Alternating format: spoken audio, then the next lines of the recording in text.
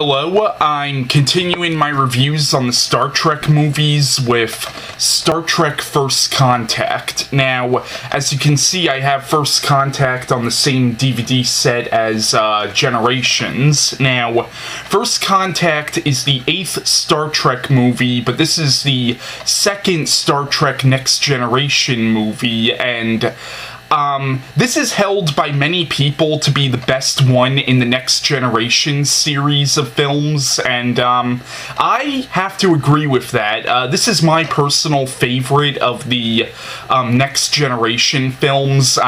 In terms of, like, all the Star Trek movies, like, I would say that my favorites would have to be, like, Wrath of Khan, Search for Spock, and this one would probably be, like, maybe my third favorite.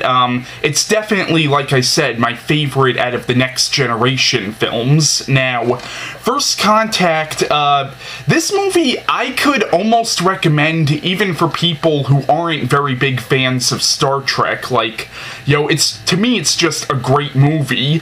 It's a great action movie, and the movie also even has some horror elements in it as well. Like the Borg are freaking scary villains. Now, in the movie, the main villains are the Borg. Now, the Borg are basically these cybernetic creatures, which are characters from the show Next Generation, and I believe they're also characters from the show Voyager, and basically what the Borg are is they're like crosses between cyborgs and living organisms. Essentially, they're almost like cybernetic zombies in a way, and like they have no individuality. Like, they're all controlled by one consciousness, and what happens is it turns out that the Borg travel from planet to planet, and whatever life form they come across, they turn that life form into what they are, and they call it assimilating. And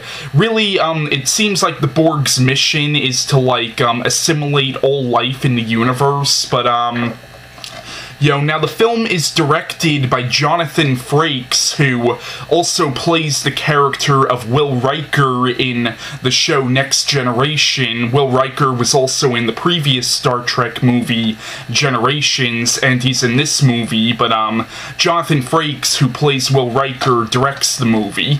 Now, the show I always remember Jonathan Frakes from, besides Star Trek Next Generation, Jonathan Frakes is also the host of a show I used to watch a lot when I was younger called Beyond Belief, Fact or Fiction. I remember watching that a lot when I was younger, and Frakes was the host of that show, but I think he does a really good job with directing this movie. I believe he also did direct a few episodes of the show Next Generation, but I think this movie is actually very well made, and in my opinion, this is probably the most well made out of all the Next Generation movies, and I will admit there are some CGI effects in the movie which look a little fake, but for the most part, most of the effects work in this movie, I think, hold up even today.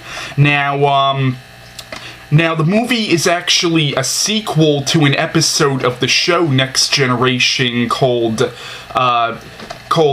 Best of Both Worlds. Now, in the episode Best of Both Worlds, Picard was actually captured by the Borg and actually assimilated. He was actually turned into one of them, and somehow they rescued him and managed to turn him back into a human. Now, I never saw the episode Best of Both Worlds, and if I did, I don't remember it, so really, I don't know how they turned him back into a human, but I feel like in this movie, even though this movie is a sequel to an episode of the show, I feel like they explain it well enough where you really don't have to see that episode in order to understand what's going on in the movie. But basically what happens is the Borg end up trying to attack Earth, and the Federation now tells Picard to stay out of it because they fear that since Picard was at one point assimilated by the Borg, they feel like he's not suitable for helping helping them battle the Borg. So he's told to stay away from it, but he ends up disobeying orders from Starfleet, and he goes to fight the Borg. Him and the rest of the Enterprise go to fight the Borg, and what happens is the Borg actually end up traveling back in time, and they literally change history, and they end up assimilating Earth in the past. So now in the year that this is supposed to take place in, they see that Earth has now been completely turned into Borg, and so what happens is now they have to travel back in time and stop the Borg from doing this. So what happens is they travel to the year 2063, and what happens is that's also the year that humans made first contact with an alien species. Actually, the first alien species that humans made first contact with in the Star Trek universe are the Vulcans. So what happens is it turns out that now the Borg are trying to stop first contact, and so basically what happens is they go to Earth in the year 2063, and they end up beaming down there, and they meet this one woman, and she ends up like getting hurt or something. They end up having to bring her on board the Enterprise, and eventually Picard has to explain to her what's going on, but what happens is somehow the Borg get on board the ship, and they start assimilating all the crew of the Enterprise. So now Picard and a few of the other characters have to try to fight the Borg, and at the same time Riker and a few of the other characters are down on Earth, and what happens is the Borg actually attacked a few of the people who made the first contact with the Vulcans. So, what happens is they're down on Earth trying to make sure that history plays out the way it's supposed to.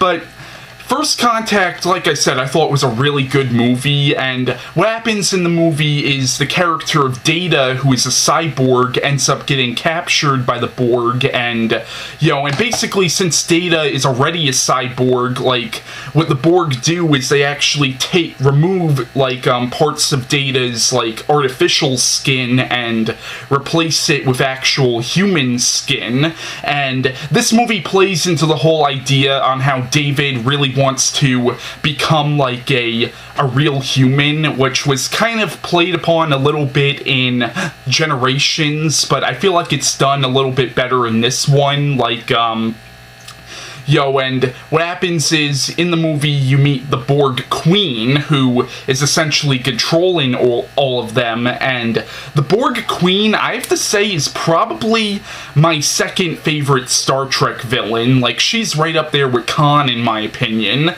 And what's interesting is the Borg are supposed to be this very emotionless race of creatures, but you can tell that the Borg Queen actually does have emotions, and that kind of makes her kind of a hypocrite in a way, because, she talks about how emotions, are a sign of weakness, and yet you could tell she has emotions, and, and she also believes that the Borg are perfect, and Data says a pretty funny line to her where he's like, believing that oneself is perfect is usually the sign of a delusional mind. I thought that was really cool. But basically, like, the Borg Queen actually kind of starts to seduce Data in a way, and,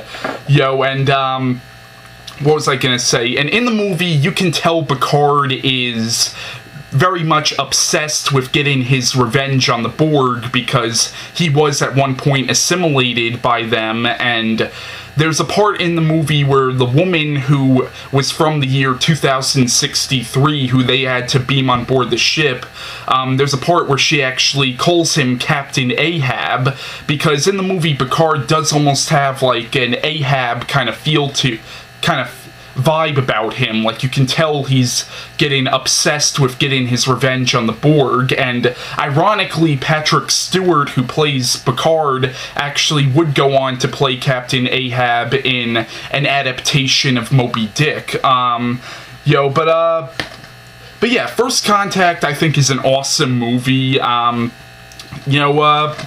was I gonna say? I mean, there are a few, like, plot holes in the movie, which are typical for a lot of time travel movies. Like, what happens is when they first get down to Earth in the year 2063, they see that a few people actually got killed from when the Borg attacked, and, and that's just, like, what if those people who just got killed had, like, families, would go on to have families? That basically means that entire generations were just erased from existence because those people were killed there. And also there's a scene where where Picard has to shoot a Borg, like, right off the ship of the Enterprise, and so, like, this is in the past when it's taking place. That means that Borg is still floating around out there, so there's a few plot holes here and there, like, but those are plot holes that you see in, like, almost every time travel movie. But,